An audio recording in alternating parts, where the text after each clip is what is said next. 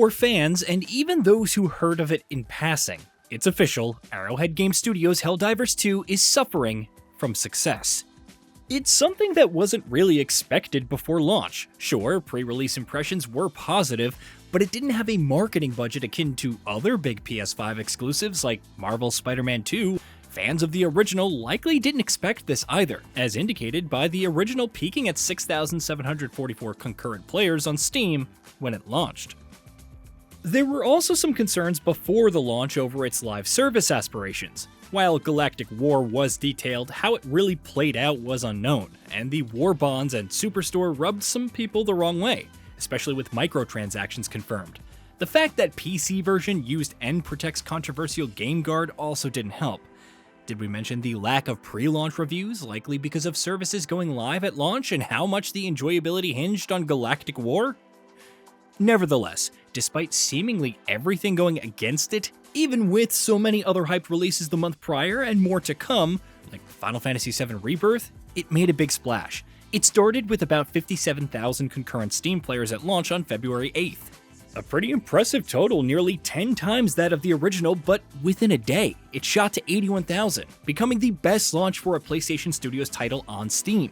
By February 10th, it rose to 119,000 concurrent players, and on February 11th, Arrowhead CEO Johan Pilstead confirmed about 1 million sales and how it was blowing through their estimates. It's important to note the initial players' numbers because several players couldn't play with others. Quick play was broken, and though you could eventually see others' games to try and join them, it didn't work most times. Crashes and other issues affected both versions, but PC players had the worst. Of course, there was also controversy over the premium war bonds since some weapon variants and armor were exclusively available in the same.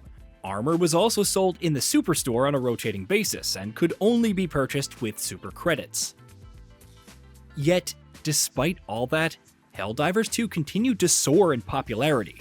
On February 12th, it had 155,000 concurrent Steam players.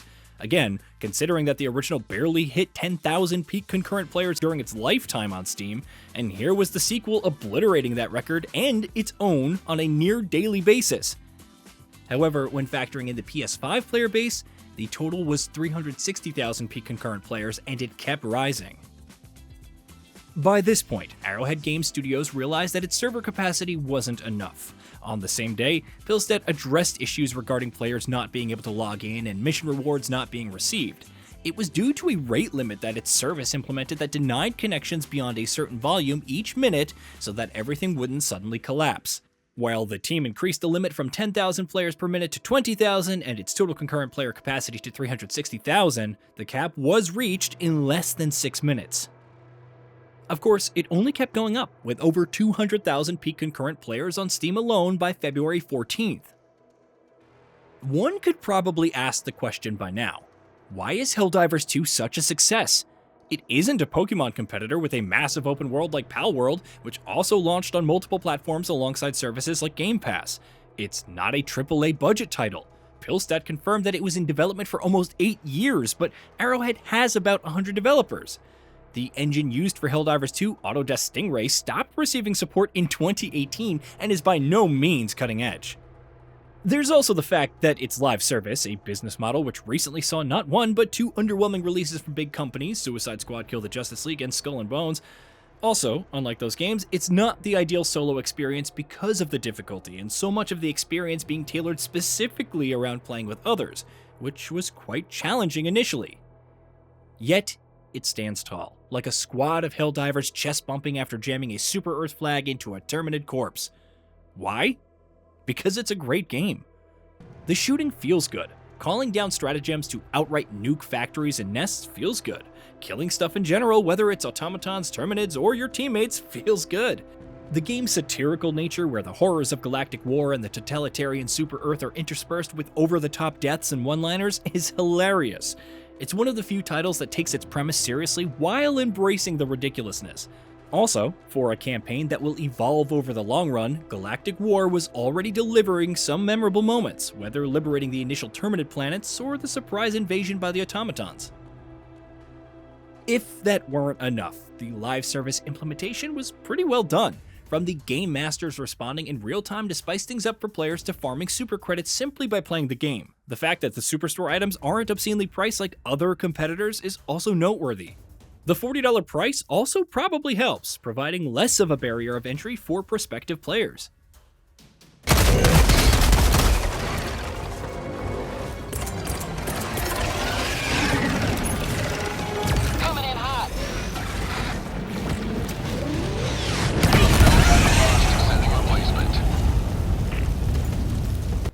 However, a lot of credit goes out to Arrowhead Game Studios. Despite the problematic launch, the team has worked around the clock to address issues while Pilstead provided extensive communication. You could say it's contributing to the positive word of mouth around the game, but a developer keeping an open line with fans is pretty refreshing, whether it's celebrating fan art and retweeting highlights or acknowledging problems and delivering solutions. Also, how many CEOs have told prospective customers, if you have no cash, get it later. While we made a really fun game, it's worth waiting until the servers can support the capacity.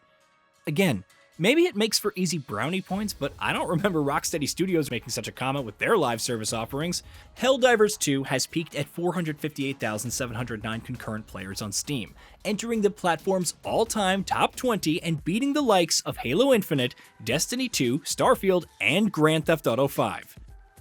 It received updates for increased server load and up to 700,000 concurrent players, though Pilstead tweeted that he expected it to hit 800,000. The first weekend for the title has passed without any issues, thankfully. While the in-game war rages on, fans have pondered, what's next? Arrowhead is working to expand its team for future content, which includes new biomes, enemies, objectives, and story updates, all for free. Hilariously, it had a roadmap but started working on a new one. Revealing the former is very out of date in comparison to what now we want to do. With servers stabilizing, the development team is focusing on improvements, with Pilstead also promising some really cool stuff. Helldivers 2 could look like a very different game in a year, let alone a few months. However, for those who started at the beginning dying to automated sentries in training or celebrating their first liberation, this month has felt special. If Arrowhead can replicate that feeling, it has a bright future. Who knows, it may even give some hope to Sony's other live service prospects. Hey, did you know that we at Gaming Vault upload new videos every day? Stick around, drop a like, subscribe, and hit that bell, and let us know what kind of content you'd like to see in the future with a comment below.